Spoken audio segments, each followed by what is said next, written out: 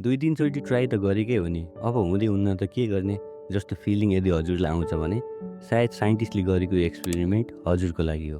एकपटक एउटा साइन्टिस्टले एउटा ठुलो ट्याङ्कमा एउटा ठुलो माछा राखिदिएछन् अनि त्यही ट्याङ्कमा सानो माछाहरू पनि राख्दिएछन्।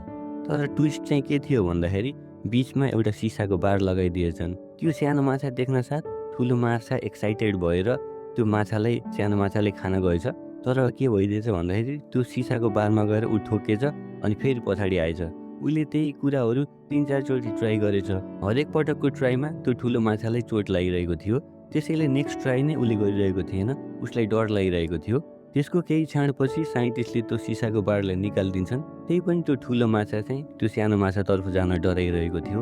जति नै भोक लागे पनि उसले नेक्स्ट ट्राई गरिरहेको थिएन। त्यो ठुलो माछाले आफ्नो त्यो चोटलाई त्यो सानो माछासँग रिलेट गरिरहेको थियो अनि त्यो सानो माछा जब उसको नजिक आउन थाले उसले त्यो चोट सम्झेर झन् डराउन झन् आत्तिन लाग्यो अनि अन्तिममा ऊ भोकले नै मर्यो। यसैलाई पाइक इफेक्ट भन्ने गरिन्छ।